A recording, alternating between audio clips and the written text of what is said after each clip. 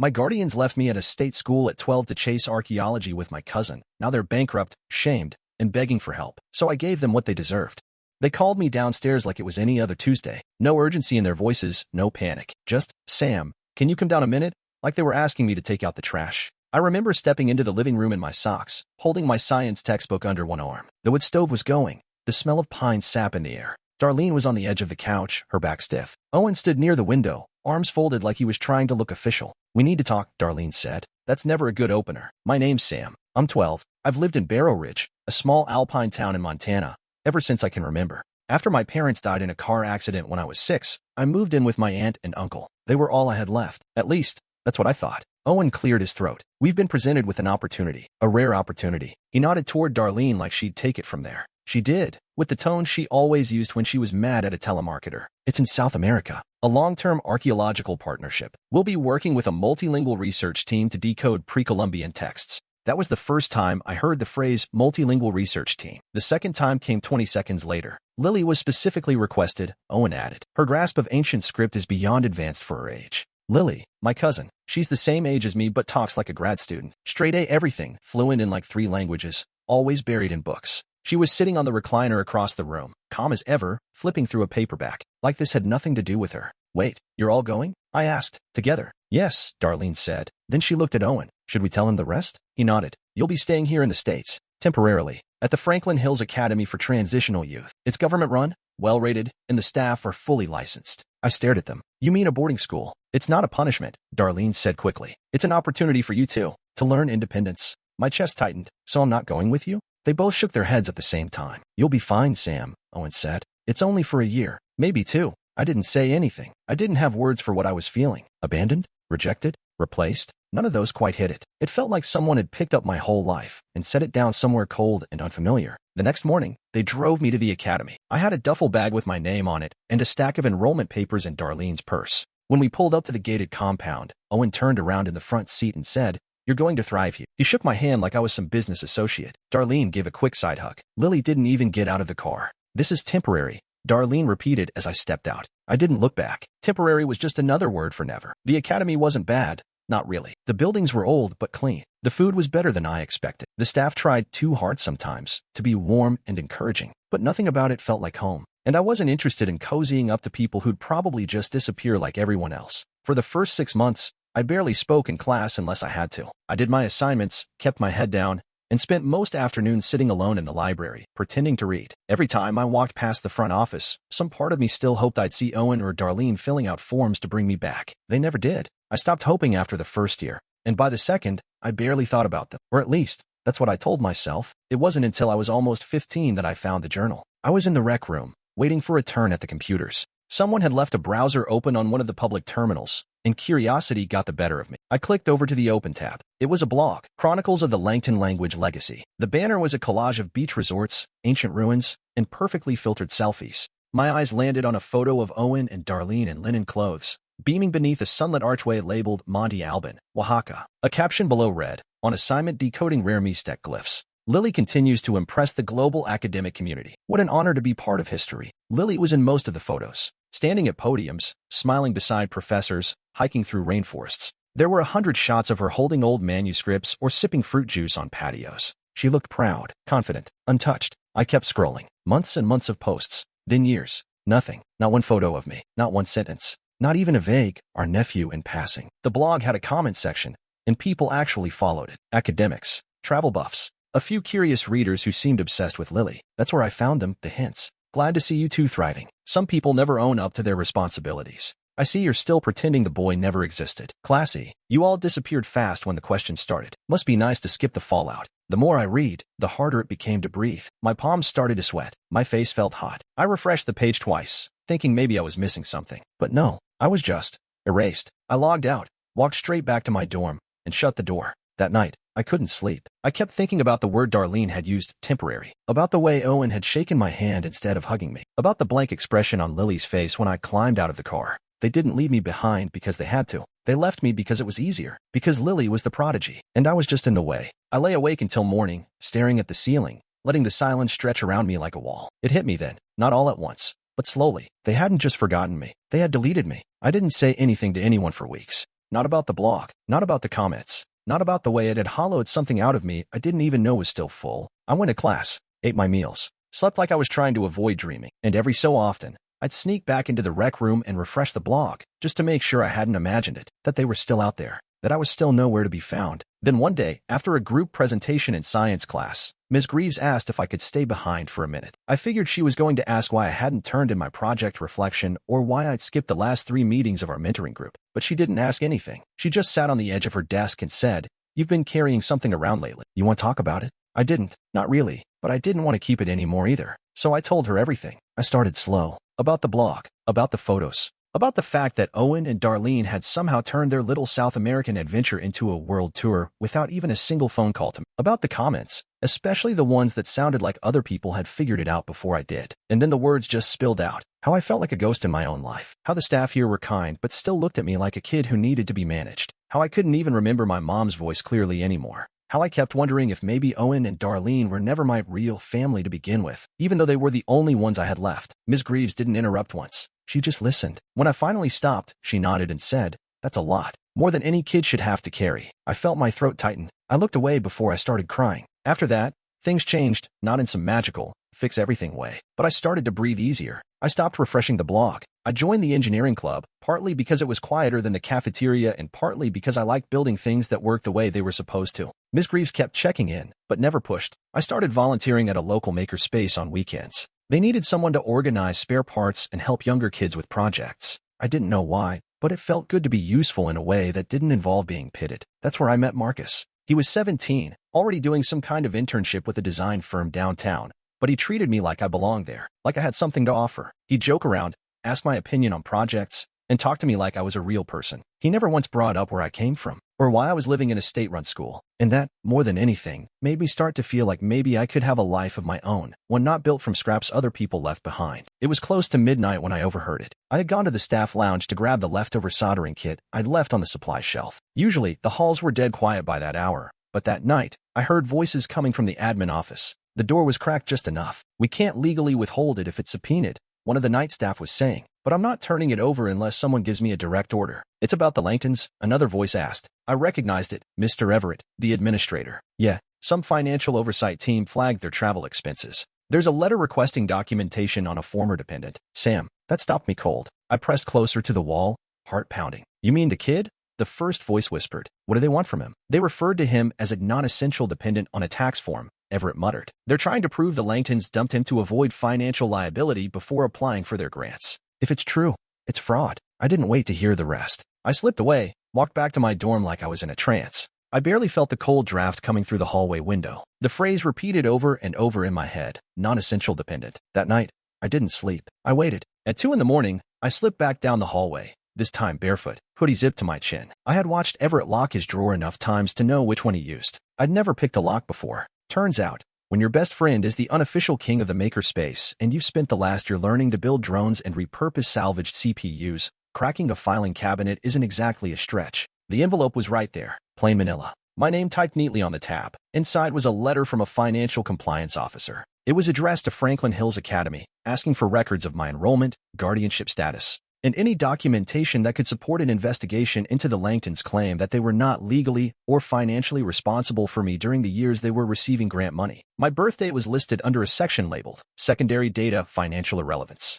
They literally classified me as irrelevant. I didn't feel sad. I didn't cry. I felt rage, quiet, bitter, sharp. A kind of anger that doesn't explode but settles deep, like concrete. They hadn't just left me to chase some ancient language fantasy. They had offloaded me like a suitcase with no tag, then collected applause for their selfless academic mission. I put the envelope back, relocked the drawer, and walked out without a sound. I wasn't invisible anymore. I was evidence. By the time I turned 17, the academy walls didn't feel like a cage anymore. They felt like scaffolding, something I was building from, something temporary, but mine. I threw myself into every project I could find. Engineering club turned into competitions. Competitions turned into prototypes. Prototypes turned into grant applications. By senior year, I built a modular solar water heater out of scrap metal and busted radiators. It got picked up by a statewide innovation initiative, and suddenly I was giving presentations in rooms full of adults who listened, really listened, when I talked. When the scholarship offer came in, full ride to Clarkson University, plus a tech innovation grant, Ms. Greaves cried. Marcus tackled me in the hallway like we were kids again. "Me?" I just sat down on the concrete steps outside the dorm building, stared up at the moon, and whispered, "They don't get this." And I meant it. A week before graduation, I created a profile online for my scholarship feature. Just a couple of sentences. Thanks to the mentors who stuck by me. This win isn't just mine. Simple, honest, not about them. But the next morning, it showed up, the comment. "We're proud of you, Sammy. Let's reconnect." And Darlene. I stared at it for a solid minute. My hands didn't shake. My stomach didn't drop. I just hit delete. No message. No reply. That was all they'd get from me. See, I knew what that comment was. A bait hook wrapped in nostalgia. They weren't proud. They were circling back now that I built something. Now that there was something to claim. But they didn't get to post one sentence and erase years of silence. They didn't get to rewrite the ending. I doubled down instead. I launched a small tech literacy nonprofit with Marcus, focusing on kids in foster care and transitional housing. We fixed up old computers, held weekend repair clinics, and taught workshops on coding basics and DIY hardware. I gave my first public talk at a regional conference in Helena. Ms. Greaves sat in the front row. I talked about access, about being seen, about building something real when everything around you says you're replaceable. I didn't name names. I didn't have to. People understood. Some nights, I'd still get emails from addresses I recognized. Darlene, Owen, sometimes even Lily, but hers were stiff, formal, like she wasn't sure what she was apologizing for. I archived them all. Never read past the first line. I wasn't going to let ghosts draft themselves into my future. Every time I stood in front of a crowd or handed off a refurbished laptop to a teenager who'd never owned one before, I felt it again, that quiet shift inside me, that voice saying, "This life is mine now." And I believed it. Graduation day was perfect, right up until it wasn't. The sky was that soft kind of blue you only get in early summer. The auditorium was packed, the energy buzzing. My name was on the program, bold and final. Samuel Langton, valedictorian, class of 2023. Ms. Greaves sat near the front, clutching a tissue she tried to pretend she didn't need. Marcus was next to her, dressed like a proud older brother in a wrinkled button-down and beat-up sneakers. A couple of the younger kids from our tech nonprofit had snuck into the back rows. One of them waved a hand-drawn sign that said, "Go Sam." I should have known it couldn't stay clean. We had just finished taking photos outside, the sun catching on my metal, when I heard her voice. "Sammy." I turned slowly, like I already knew what I'd see. Darlene, wearing a cream pantsuit like she was still on a panel discussion. Owen stood beside her, sporting a blazer and that same uncomfortable smile he used to wear when he was about to tell me no. And behind them, her. Lily. I hadn't seen her in 5 years. She looked taller, older. Her hair was shorter, her eyes sharper. She wasn't smiling. Darlene reached for me, arms open like we were in a movie. "We're so proud of you," she said brightly. "Your speech was beautiful. You've grown into such a capable young man." I stepped back, not because I was scared, because I wanted space to speak without choking on it. "You weren't invited," I said flatly. "We saw the announcement online." Owen cut in. "We thought you might like the surprise. Family should be together for moments like this." Family. That word cracked something open. "You don't get to use that word," I said, loud enough that the people around us started to hush. "You left me, dropped me off at a state school with a duffel bag and a handshake, then built a new life without even saying my name." Owen looked around, flustered. "Sam, let's not." "No," I said, turning to the small crowd gathering nearby. "They want to play the role of proud relatives now. You know where they were when I was building robots out of garbage parts? Nowhere. You know how many letters I got from them in 6 years? 0. But they see a scholarship, a headline, and suddenly they remember me." Darlene's face had gone stiff. Her voice dropped to a whisper. "We didn't come here to fight." "Of course not," I snapped. "You came here to take credit, to show your faces when the cameras are out. But you don't get that. Not today." Silence. Then Lily stepped forward, and for the first time in years, she looked me in the eyes. "They're lying," she said, voice shaking but clear. "About everything. You were never supposed to be temporary, Sam. I begged them to bring you with us. They said it would be too complicated." Darlene's mouth opened. "Lily." "No," Lily said firmly. "He deserves the truth." A murmur rippled through the crowd. I nodded once, not to her, but to myself. Then I turned around and walked away, past the podium, past the stage, past the people staring and whispering. I didn't need applause. I didn't need forgiveness. I needed to finish writing the story on my own terms. And as I walked away, I heard it clapping, soft at first, then louder. Then the whole crowd stood and applauded, not for them, for me. And for once, I let it happen. 3 days after graduation, I got the email. Subject line, "Hey Sam, it's Darlene." No greeting, no apology, just 2 paragraphs full of thin guilt and fake warmth. "We're in a tough spot financially. Some of our funding has fallen through unexpectedly, and we were hoping you might help. Nothing big, just something to help us through this patch. You've always been resourceful, and family supports each other, right?" I didn't even finish reading it before I forwarded it to Marcus with the subject line, "Called it." He replied 5 minutes later, "Want me to dig?" I said yes. Not because I wanted revenge, not entirely, anyway, but because I needed to understand the full extent of the rot I'd crawled out of. Marcus was good at this, better than I'd realized. Within a day, he sent me a folder full of screenshots, credit reports, and public records. Owen and Darlene were circling the drain. Their academic pilgrimages had morphed into influencer scams. Half of their cultural grants had been revoked. There were at least 3 crowdfunding campaigns linked to Darlene's name, one for a fake youth literacy center in Bolivia, another for rare manuscript preservation, and one claiming Lily had a brain tumor, which, thankfully, was completely false. And then it got worse. They had started contacting my professors, and then my clients. I got a panicked call from a small nonprofit I'd done tech work for. "Hey, Sam, some people claiming to be your family emailed us. Said you've been withholding support and mistreating them. We didn't believe it, but it was weird." That was the moment I knew they were shifting from desperation to sabotage. I sat with it for a while. Then I sent Lily a message. "It's getting bad. I think I need to go public." Her reply came that night. It was a document, a letter titled, "To Whom It May Concern." In it, Lily laid everything out, from the moment they chose to leave me behind, to the ways they used her as a shield, to the online lies and financial fraud. She said she was ashamed to carry their name. She said I had earned mine back. I posted it on my nonprofit's blog under the heading, "Truth." Finally, it exploded. Emails came in from teachers, donors, youth advocates, even a few former interns who'd worked under Owen and Darlene and confirmed they were manipulative and cruel. The post got shared, then picked up by a journalist covering education ethics scandals. Someone called it the real Langton legacy. My nonprofit's inbox overflowed. Donations doubled, then tripled. I got invited to speak at a youth conference on resilience and digital activism. They even asked if I wanted to do a TED-style talk. I stood in front of a packed theater a few weeks later and said, "You don't need to be chosen to matter. You don't need permission to exist." It was the loudest applause I'd ever heard. And somewhere, across the globe, or maybe just down the block, Owen and Darlene were watching their last grip on my life slip away. They started this mess, but I was going to finish it. The envelope came by certified mail. I almost laughed when I saw the sender, Langton and Associates, Family Legal Representation. I didn't even know they had lawyers. Apparently, they had just enough money left to waste on one last attempt. Inside was a formal notice. Petition for familial support. They were suing me. According to the letter, Owen and Darlene were claiming familial obligation under dependency statutes, arguing that since I was now financially independent, I had a moral and legal duty to provide for them in their time of need. It was so absurd I read the whole thing twice just to be sure it wasn't a prank. I brought it to my lawyer, a no-nonsense woman named Raina, who ran a legal aid nonprofit out of Billings. I had met her through one of our tech literacy partners. She read the notice in silence, then snorted. "You have got to be kidding me," she said. "This is thinner than a wet napkin. There's no legal basis for this. Not in Montana.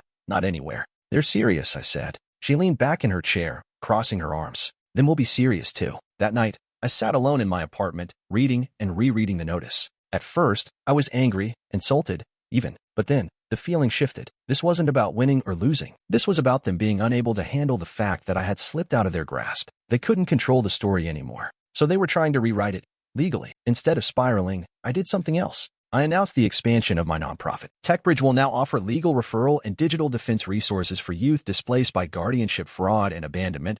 I posted on our site. Within a week, we were flooded with emails. Former foster kids, students from transitional housing, even a few young adults who had stories eerily close to mine, dumped by relatives, erased from family photos, then called on later for help once they'd made something of themselves. I shared my story again, this time in a panel series called Behind the Guardianship Curtain, hosted by a media nonprofit covering youth rights and legal loopholes. One of the panelists was a social worker who said, "This isn't just neglect, it's exploitation." The documentary team that had reached out earlier circled back. They wanted to include a segment on legal manipulation of dependents. I said yes. If they were going to make me the villain in their story, then I'd be the one holding the mic in mine. When Raina sent her formal response to their lawsuit, it was short and surgical. The claim is without merit. The plaintiff neglected the defendant for 6 years, maintained no legal guardianship, and has no standing. Further attempts to harass our client will be met with counteraction. I signed the bottom of the page and emailed it with a smile. If Owen and Darlene wanted a courtroom battle, they were welcome to try. But I wasn't that scared, quiet kid anymore. And I had an army now. The camera crew showed up on a Wednesday. They were younger than I expected, 2 producers, both in their 20s, lugging lights and boom mics and calling each other by last names like it was a war zone instead of my nonprofit's office. They set up in the corner of our little workspace, careful not to block the soldering stations or the charging cords running like vines across the tables. We filmed all day. At first, I kept my answers clean, professional, focused on the work, how we help teens gain skills, build confidence, find their voice. But then they asked about my past, about the Langtons, and I told them everything. I didn't hold back. I talked about the drop-off at Franklin Hills, the silence that followed, the blog that deleted me, the letter that confirmed I was disposable, the sudden reappearance when success was within reach. I didn't rage or cry. I didn't need to. I just told the truth. The producers didn't say much when we wrapped, just nodded, thanked me, and promised to follow up before the episode aired. They did more than that. 2 weeks later, I got a call. "Sam, it's Avery from the crew. I need to tell you something." We dug deeper. Apparently, someone had tipped them off about the grants. The speaking tours, the internships that never got paid, the resumes that didn't match the actual qualifications. They started checking sources, cross-referencing academic grants tied to Owen's research firm, tracking money that was supposed to go toward cultural preservation but instead funded luxury lodging and personal travel. Then came the interns. 3 of them, all under 30, came forward. One claimed she was promised school credit in exchange for translation work, then never received anything. Another said she handled tax documents with suspicious edits. The third, she just said, they used people, over and over, and when someone asked questions, they were replaced. The producers verified everything they could. The footage from my interview was used as a framing device. The episode aired under the title, The Legacy They Buried. It was brutal, not sensationalized, just honest. They aired clips of Owen and Darlene speaking at conferences, cut alongside grant paperwork with altered figures. They played Lily's statement in full. They even ran a side-by-side of their blog versus the grant report timelines. And they ended it with me, standing in our little workshop, handing a laptop to a 14-year-old who had just fixed her first motherboard. The story took off. Public opinion flipped fast. Comments flooded in, support, outrage, apologies from people who had once praised the Langtons online. Owen and Darlene issued a statement calling it a smear campaign orchestrated by a bitter former ward. No one bought it. Their consulting contracts were suspended. 2 foundations announced audits. And their blog quietly shut down. People asked how I felt. Honestly, I didn't feel triumphant. I didn't feel vengeful. I just felt finished. In the final scene of the documentary, I said one thing that stuck with people. They tried to define me by how they discarded me. I defined myself by what I built anyway, and that was enough.